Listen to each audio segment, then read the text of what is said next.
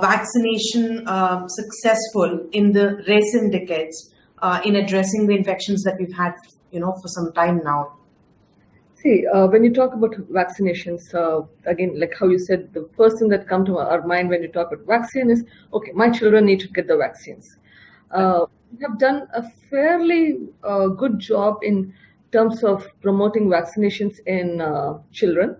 The government has taken a major role, WHO has taken a major role in terms of trying to promote vaccinations in children.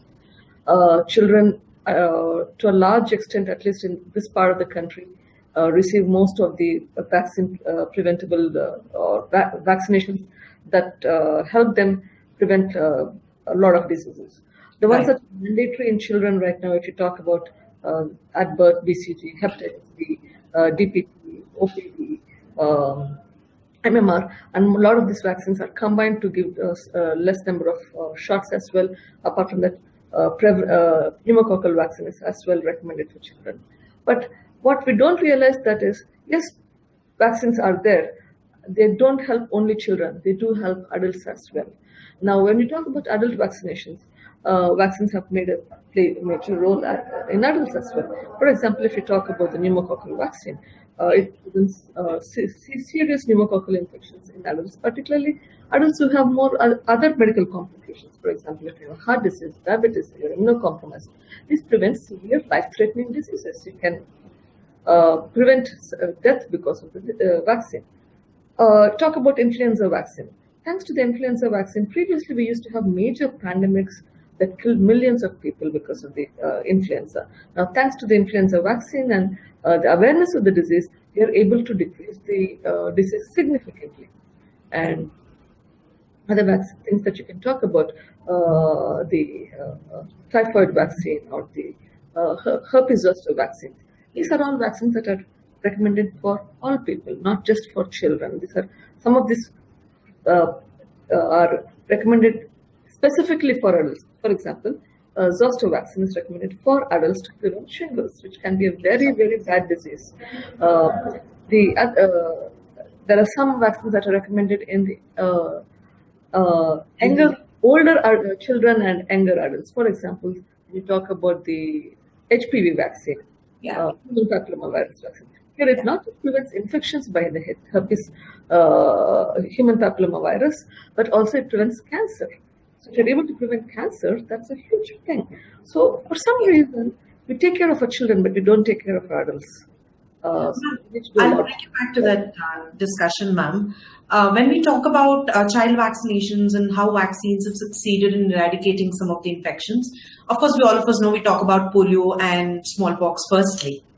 Now, are there enough validations or history where an adult vaccination has been successful? Are there any stats around, where you can talk about a single adult infection or disease which has been, handled well because of the adult vaccinations? Is there an example that you can draw from adult vaccination group, ma'am, which has made a significant effect? Take the example of pneumococcal vaccine. It has made a significant difference in decreasing the amount of pneumonia in the adults. Some of the strains of the pneumococcal pneumonias that we see in the adults, we don't get infections by those strains anymore, which are there in the vaccine. Different matter that we are developing infections from different strains of pneumococcus, but at least whatever is the strains are there in the vaccine, some of those have significantly come down. Take the example of influenza vaccine. It works sometimes, it doesn't work sometimes, depending on the strains that are there and circulating in the community. But if you take the vaccine, definitely your mortality has gone down, which is why we recommend to take the influenza vaccine once a year. The oral polio vaccine, which is given in children, helps even adults because you develop a herd immunity. When you do the pulse polio program, it develops, it prevents infection in adults. Some of the vaccines that are given in children help adults also. For example, the Prevnar, the pneumococcal vaccine in children, decreases the prevalence of pneumonia, the pneumococcal pneumonia in older people, because you're decreasing the overall prevalence of the disease and you indirectly help the adults. So yes, vaccinations help significantly. And Ma'am, bringing back to the discussion again about vaccinations in the elderly group, if we have to talk about, like you said, flu shot is something that we advise every year and to whatever success rate it has. So influenza is definitely one thing. And then you've rightly mentioned in the beginning about shingles as well. So, can you talk about the recommendations right now? What are the guidelines for specifically for the elderly group? What are the mandated vaccinations or suggested vaccinations? I know we would want to talk about flu, shingles, and pneumococcal you've already mentioned, and also the TD or TDAP vaccine, ma'am. Can you comment on that? See, when you talk about the childhood vaccines, again, let's start there. DPT is given in childhood to prevent diseases like diphtheria, pertussis, and tetanus. Yes. So the vaccine efficacy wanes with time. When I say that, vaccine is given in the body to create antibodies to that specific bug that you're talking about. In this case, diphtheria, pertussis, or tetanus. It's a combined vaccine. Yeah. Now, when you talk about with time, the antibody levels in the body decrease. So by giving a booster dose of a similar vaccine in adults, it gives you a prolonged immunity. Yeah. What traditionally has been done in adults is they get a tetanus booster alone. Yeah. What we have realized is, at least in the Western countries, and sometimes even here, we see more of these infections coming in adults. Yeah. They have taken the DPT vaccine. That's because of the waning immunity. So now if they're exposed to diphtheria or pertussis, they are no longer protected. So you take a Tdap vaccine, that's tetanus, diphtheria, and acellular pertussis, which is a slightly different formulation of the DPT vaccine, which is given, if given in adults, it ignites the immune system in the body so that they develop a prolonged immunity for the same disease.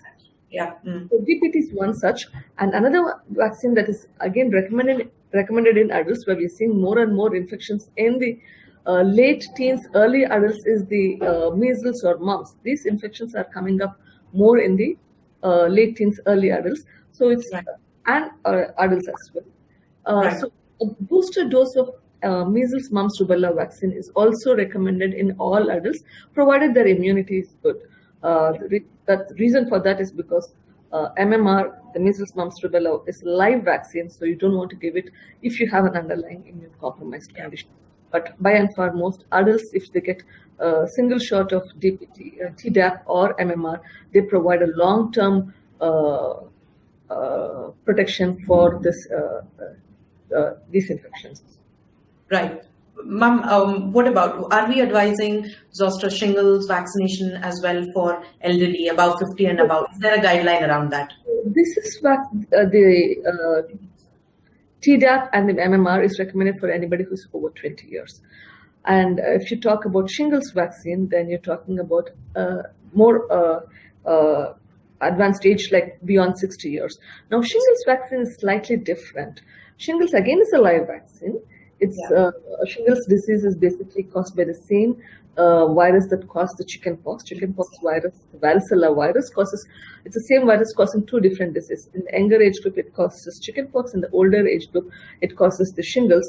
Now, shingles is a debilitating disease, not because of the disease itself that causes the blisters and vesicles like you see in chickenpox, which occurs in a particular area of the body, but more it causes something called post-herpetic neuralgia. Basically, this is what happens post when you have chickenpox. The virus lodges in your body and hides somewhere in some of the nerve roots. Now, shingles is basically reactivation of the virus in that particular nerve root. So when you have shingles, that particular nerve is affected, and the pain that can happen in shingles can last for years together. Yeah. So it's a pain that is very debilitating. It's a distressing factor, and it's the shingles vaccine. It helps more in decreasing the pain. Sometimes you do develop the infection in spite of the vaccine, but it helps decrease the post-herpetic neuralgia significantly, 50% decrease in post-herpetic neuralgia, and that is the one that's more debilitating. And this post-herpetic neuralgia is more common if you develop shingles in the older age group. And that's the recommendation why you give this vaccine. beyond 60 years. Now, there's a debate whether how long will the protection of the shingles vaccine be there.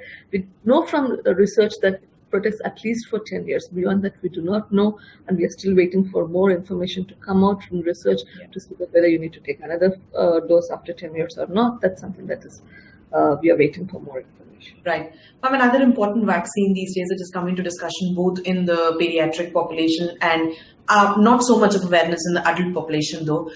Would you like to comment on the typhoid vaccination, ma'am? Okay. Now, typhoid vaccination, there are different kinds of typhoid vaccine. There's a live vaccine, there's a killed vaccine. Now, we have to be very proud that we have a new conjugate vaccine, which is again made in India vaccine. Okay.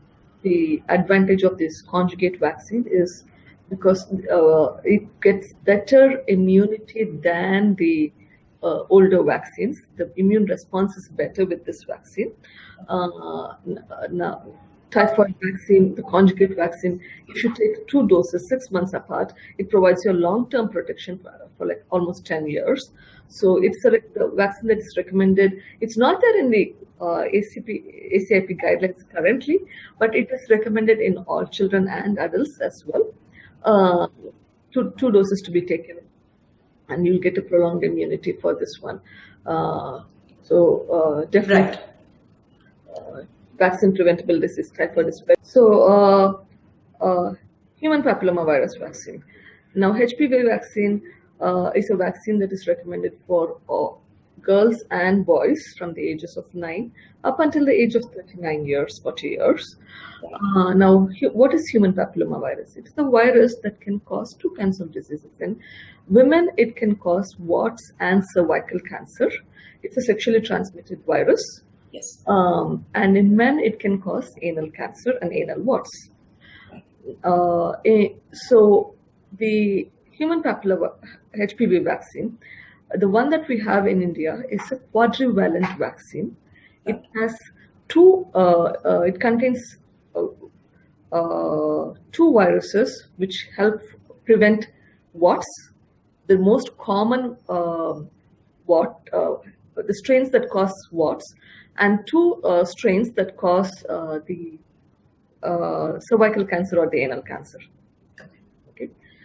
So by taking this vaccine, it prevents close to about 90 to 95% of the cervical cancer. Okay. The 2 strains that cause herpes, HPV that cause cervical cancer, and again significant amount of the warts. Now, warts, as we know, is a very debilitating condition. It can cause significant distress to the person who is going through this infection. So, what is commonly talked about in India is giving the HPV vaccine to the girls. Unfortunately, the boys are ignored, though there's a kind of a misbelief that there is no male-to-male sexual activity. Unfortunately, that does exist in the community and it's not talked about. People are very reluctant to talk about. So it does help men who prevent anal cancer and anal warts. So it's helpful for both girls and women. Ideally taken prior to the onset of sexual activity. Right. Okay, because that's the best time you get less exposure to the viruses. Again, this is sexually transmitted disease. If not, it's best taken as early as possible. Now, we do have in the Western countries a nanovalent vaccine, which includes 9 strains of the human papillomavirus, which we don't have in India as yet. Hopefully, once we get that, we'll broaden our coverage as well. Ma'am, when you say as early as possible, is there a minimum age that after which they can go ahead and get it, or before a certain age? After 9 to 10 years of age. Okay. At the time of puberty. Right. Ma'am, obviously we all understand the comorbid conditions and the lifestyle burden that we've gotten into, the disease burden due to the lifestyle diseases, non-communicable diseases, which can affect the infections that might arise in that person. So can we talk about vaccines that are recommended for patients who are with other comorbid conditions? Yes, absolutely. So let's move. We are switching gears here. We're talking about things like diabetes and hypertension and cardiac disease. These are the lifestyle diseases that we talk about, thanks to our being more sedentary, our dietary changes, that we're having more processed food. All of this have contributed to a lot of the diseases that we are talking about. And when you talk about diabetes, for example, that's a very, very difficult disease in the sense it affects every single organ of your body, from blood vessels to nerves to immunity, and makes you prone to developing more infections as well. So, and you're talking about the people with diabetes or hypertension going on to develop chronic kidney disease because of uncontrolled diabetes and hypertension, coronary artery disease where your heart is weak. Any of these diseases, when you develop, or neurological conditions, any of these diseases, when you develop them, if you develop an infection, like a pneumococcal infection, for example, the body doesn't have the immunity to withstand such a serious infection. And you not only develop, for example, if you talk about pneumonia, a pneumococcal infection, in most adults it causes a pneumonia, that is an infection in the lung. But when you're talking about people who have impaired immunity or other comorbidities, they are at more risk for developing not just pneumonia, but it can go into the bloodstream, it can go into the heart causing endocarditis, it can go into the brain nervous system causing meningitis. So these are the kind of problems we are trying to prevent by giving pneumococcal vaccine, decreasing the extrapulmonary manifestations which are associated with a very high mortality. Right. Taking a pneumococcal vaccine in these people definitely helps. Okay. There are two different kinds of pneumococcal vaccine. It's a polysaccharide vaccine and the pneumococcal conjugate vaccine. Now, pneumococcal conjugate vaccine is recommended when you're even more sicker. For example, if you're going for a transplant, kidney transplant, or solid organ transplant like liver transplant or bone marrow transplant, or if your immunity is low, for example, you're going through cancer chemotherapy, or you're going through medications for any rheumatological conditions like lupus, where they give you medicines which decrease your immunity, or if you have rheumatoid arthritis, and they give you medicines that decrease your immunity. A lot of these medicines, now these are all newer medications that we did not have a few years ago. Now these medicines have improved our life significantly by being able to control the disease, but they also come with their own problems of having decreased immunity. So in these conditions, it's recommended to take the conjugate vaccine prior to the polysaccharide vaccine, because conjugate vaccine gives you better immune response. And if you take a polysaccharide vaccine after the conjugate vaccine, then your response is better. In the conjugate vaccine, we have only 13 strains of the pneumococcus that is covered, whereas in the polysaccharide vaccine, we have about 23 strains. So it's a little bit more broader. So you take the conjugate vaccine, and after a period of time, then you take the polysaccharide vaccine if your immunity is compromised. Otherwise, if you're just having pre-existing lung disease because of smoking or diabetes or hypertension, most of these conditions you can just take the polysaccharide vaccine alone. So right. One of the things. The other thing is the influenza vaccine. Influenza vaccine is something that you take once a year. The immunity from influenza vaccine is more short-lived, so it's taken as multiple doses. And the strains are also changed in the vaccine based on what is circulating in the community. And this is decided by the WHO every year, and they anticipate what are the strains that are going to come up into the community every year and make the vaccine once a year. Right. Ma'am, may I ask you a question from the geographical perspective? The issue each year we see is during the flu season, which has been rampant for like past 3-4 years now, is the swine flu H1N1 virus. And there's been a lot of chaos about it's working, it's not working, and the strains are different each year, just like any other flu season. There's a lot of confusion about who should be getting a shot and who should not be. Would you help clarify the basic confusion in this, ma'am? Who should be getting it? Okay. Now, yes, we have a lot of stuff discussion about influenza vaccine. If you look at the guidelines, influenza vaccine is recommended for anybody who is more than 6 years old until pretty much old age. Okay. But the priority group, if you look at that, is anybody, children between 6 months of age to 6 years of age, elderly population, that's anyone who is more than 60 years of age, anyone who is at risk for developing more complications because of the influenza infection. Like if you have coexisting conditions, if you have neurological problems, if you have lung disease, pre-existing lung disease, because again, influenza is a disease that affects primarily the lungs. So if you have a pre-existing lungs, you're likely to have more problems. If you have conditions like Graves' syndrome, diabetes, hypertension, chronic kidney disease, any of these, you are recommended to have vaccine. You're at higher risk for developing complications, so you need to take the vaccine. Any rheumatological conditions or any other immunocompromised conditions, be it iatrogenic or because of disease itself, like for example, the medicines that we talked about, as well as diseases like HIV, which decreases your immunity. Cancer, which makes you prone for infections, as well as the treatment of cancer, which makes you prone for infections. Liver disease because of either alcoholic liver disease or any other chronic liver disease because of hepatitis B, hepatitis, any liver disease. All of these diseases, you don't want to have infections that will tip you over the corner. And all of these are priority groups for vaccination. Apart from this, if you have a family member who's having these problems, then you don't want to give the infection to your family member. So you take care of them. You take the vaccine.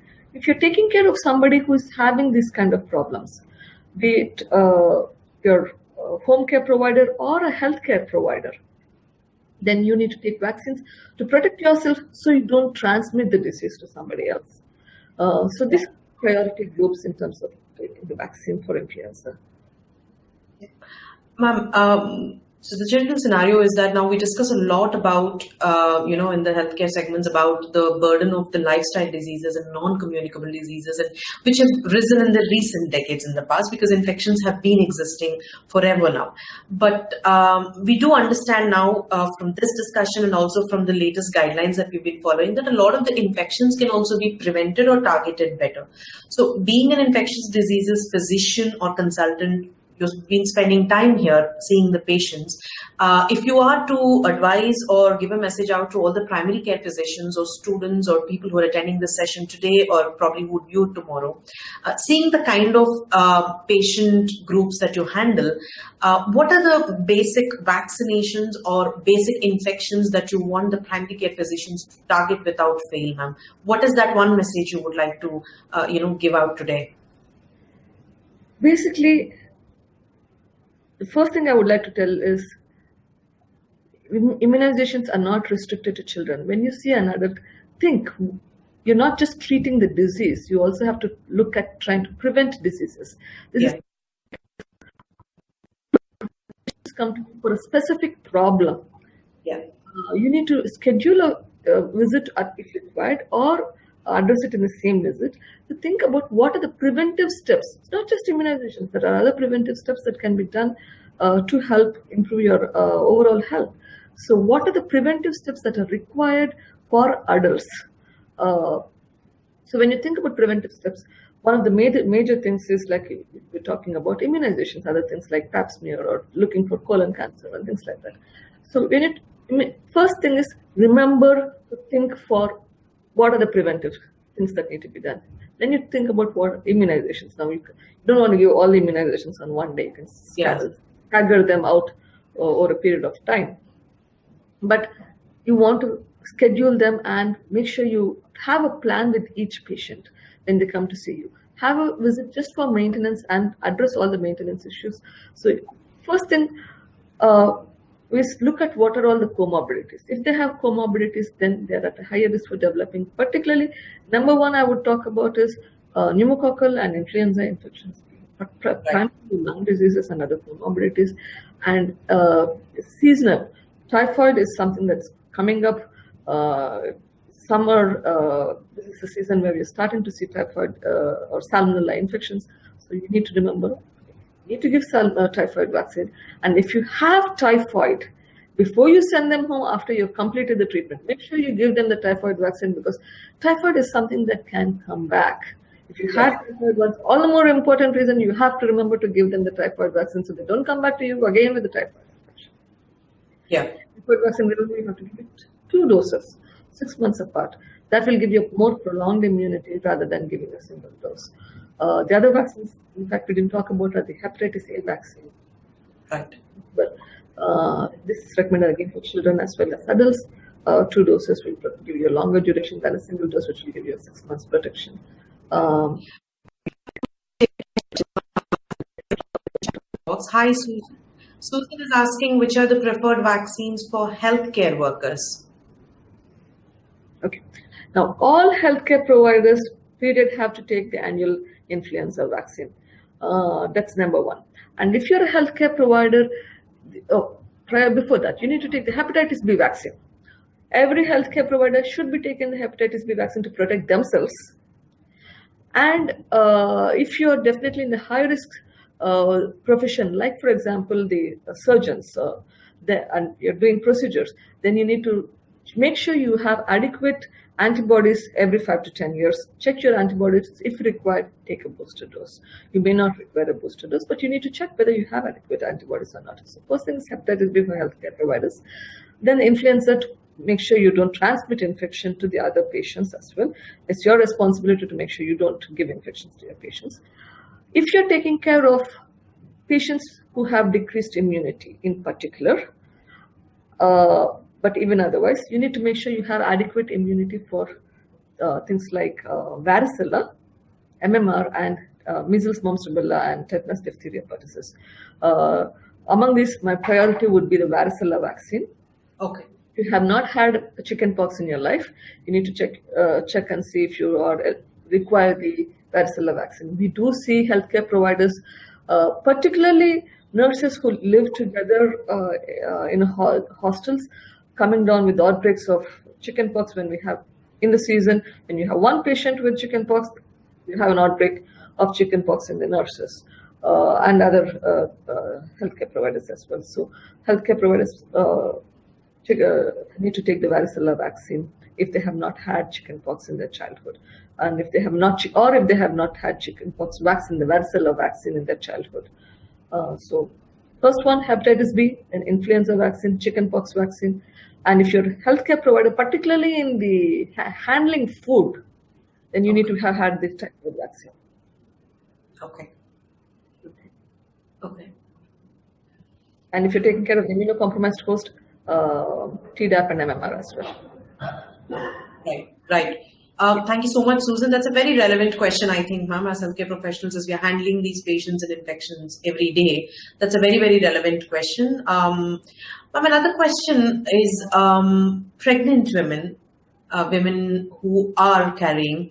Is there any specific recommendations that you would want to talk about for that group?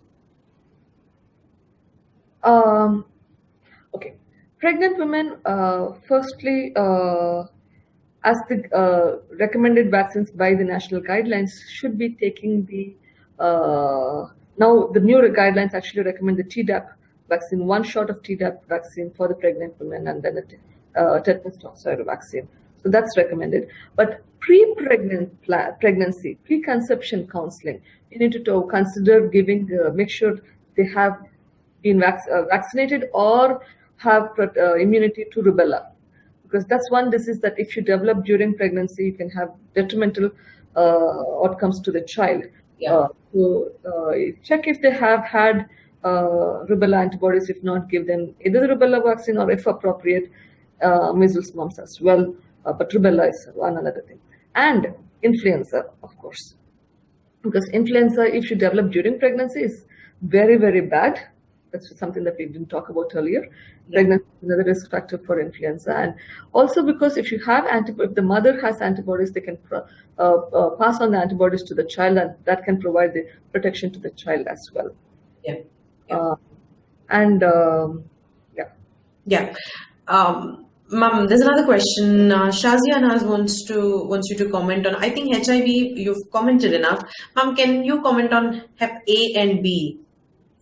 Actually, before let's talk about the hepatitis and Haemophilus influenza B vaccine as well. It's a childhood vaccine, but we do not give it in general to adults, except in specific population. When you're talking about splenectomized patients are a group of people who will be at risk for infections like Haemophilus influenza, pneumococcal infections, and the Neisseria infections, the encapsulated bacterial infections. Okay, so this group of patients require ideally when you're planning for a splenectomy, if you know, unless it's a road traffic accident and they have a splenectomy as an emergency procedure, then you don't know. But if you know that you're planning a splenectomy for some reason, like if you have a autoimmune condition that causes hypersplenism or any other conditions where you need splenectomy, then you plan it. You ideally want to give the vaccines 2 to 3 weeks prior to the splenectomy. That's the best time to give it, when you will get your antibody response.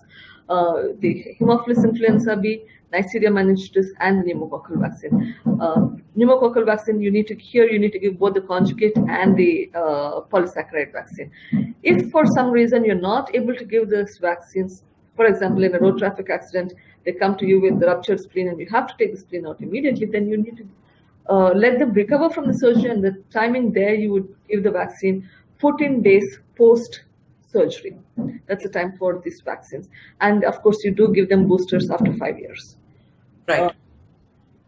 The hepatitis A vaccine, again recommended for children and adults, particularly if there's an outbreak. You give 2 doses of hepatitis A vaccine, and hepatitis B vaccine also will help. Now it's mandatory that all children get hepatitis B vaccine. Yeah. And generally, hepatitis B vaccine will help for a prolonged duration. It's like a lifetime thing, but if you're at high risk, if you either have a high-risk behavior or you have a high-risk profession, you need to check your booster dose, antibodies levels, and if required, take a booster dose. Right. Ma'am, Susan has another question. She wants to know the dose of Tdap vaccines. Okay. Tdap is a fixed combination vaccine. You would get, it is recommended to take the Tdap vaccine after 20 years of age, a single shot, and thereafter you would be giving TD, the tetanus diphtheria alone, every 10 years. Every 10 years, basically. Right. Yeah. Ma'am, Usha's question, I think you can see, does booster dose of Hep B vaccine provide safety against Hep B for lifetime?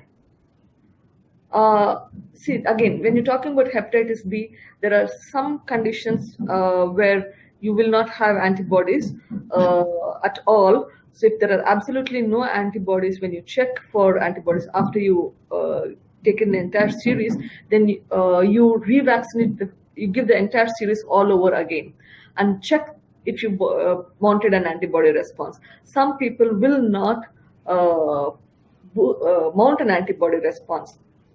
In those people, you do not try to give boosters again, because these are people who we call as non-responders. If you're a non-responder after 2 cycles of the booster of hepatitis B vaccine, then you do not give it.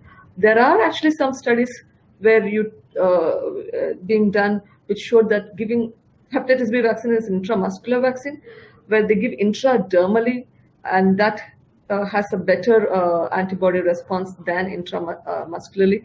But again, that's not yet a practice at this point. It's still at a research level at this point.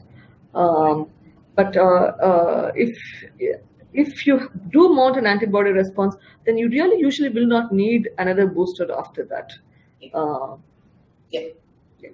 Ma'am, Vijay has a question. He says, which are preferred vaccinations in respiratory diseases or people who handle respiratory diseases? So respiratory diseases, the vaccines that you want to give are vaccines that, particularly the diseases that will affect the lungs in particular, primarily will be pneumococcal vaccine and the influenza vaccine. Anyone with COPD or asthma, any respiratory bronchiectasis, cystic fibrosis, priority vaccines that if you have to choose, pick number 1, 2 vaccines. It's pneumococcal vaccine and influenza vaccine. Absolutely essential. And what about people who handle patients of COX? Now, that's a slightly different thing. Right now, what the only vaccine we talk about in patients to prevent tuberculosis is the BCG vaccine. Now, we all know that BCG vaccine is not a foolproof vaccine. We would not have so much of TB if BCG vaccine was such a good vaccine. But unfortunately, there's no other vaccine at this point. In healthcare providers, what we recommend is that they check an annual Mantox or the PPD or a quantiferon assay to see if they have had an exposure to tuberculosis. Now, this the PPD or the Mantox can also give a false positive. Yeah. So the BCG can give a false positive PPD or a Mantox, but this quantiferon will not give a false positive because of the BCG vaccine. And even with the BCG vaccine, typically the false you don't get a positive Mantox beyond a certain age. Usually by 6 years of age, you will not see the positive Mantox because of BCG. You should not be labeling it that way. But if you have a doubt, quantiferon is the way to go. This is typically done in high-risk group like healthcare providers, or if you're handling lab where you're exposed to the tubercle bacilli. These people, it is recommended to get an annual PPD or a Mantox or a quantiferon. And if it is negative in the past and it turns positive, then you go for something called treatment for latent TB. Unfortunately, this is very difficult to do in India because about 40% of our population have pre-existing exposure to TB, and you will have a positive screen for either a TB-feron or a Mantox. And if it's already positive, then it becomes difficult to decide which way to go about. But it is recommended if you're a high risk, in high risk group because of a decreased immunity or going to take medications, decreased immunity by way of HIV, or if you're going to take medications and decrease your immunity. For example, if you're taking medicines like rituximab, then this group of patients, you do want to give them latent TB treatment with isoniazid and then go on to your treatment to prevent the disease. Yeah. Yeah. Shazia is bringing up the case of cholera. Now, the question she has is, she's talking about Fever Hospital in Hyderabad. That's the Ronald Rose Hospital Center, that center. So she's saying, can you comment as to when cholera vaccinations are recommended? Fortunately for us, we do not have cholera as much in this city at least. But yes, if there is an outbreak of cholera, that's when we give cholera vaccine. Or if you have a problem, say for example, flood situation, famine, or refugee situation, that's a high risk area where you can develop cholera. In those populations, you do want to give cholera vaccine. Fortunately, Hyderabad, we do not have cholera as much of a problem at this point. So what Shazia is talking about, so this fever hospital, it mostly concentrates all the infectious or fever cases, mostly pediatric, but a lot of them adult as well in Hyderabad. This is that Ronald Rose Center, ma'am, she's talking about. So if they are seeing a inflated number of cases, then you're suggesting that probably they should go ahead and give the vaccine this season. Yes. Is that what you meant, ma'am? That's what I meant, but it usually comes as an outbreak, and we have not had recent outbreaks for cholera. Okay. Okay. Ma'am, there's one more question by Usha. She says, any specific recommendations for people, healthcare workers in oncology departments? Yes. The patients who come to the oncology department are extremely immunocompromised for several reasons. One, the disease itself. For example, if you're talking about diseases like acute myelogenous leukemia, they come with a bad immunity because the neutrophils are dysfunctional. Though they have a lot of neutrophils, their neutrophils are dysfunctional. Or if you're talking about other hematological or solid organ oncology malignancies, then you're giving them medications, and most of these medications not only kill your cancer-producing cells, they kill a lot of your rapidly growing cells, which means they kill your WBCs. Which your white blood cells are the ones that are majorly involved in your controlling the infections and providing your immunity. Now, when your white cells go down and you become neutropenic, and you're at a higher risk of developing infections. So when you're taking care of patients like these, and you're a healthcare provider and working in this department, then it becomes very, very important that you prevent infections to your staff so that they do not transmit those infections to the patients. Yeah. Okay, so it's important that these providers are protected for infections like influenza, which is transmittable. They have to be protected for infections like measles, mumps, rubella, typhoid. Typhoid is again not a disease that will go from person to person. It's a foodborne disease. It's not a major problem, but anything that's airborne disease, varicella, that's chickenpox, all of these have to be prevented. Any airborne disease, you want to try to prevent yourself getting the infection so that you don't transmit. And all of your food handlers should be screened for, should be given the typhoid vaccine and should be given screened periodically to make sure that they don't have any infections.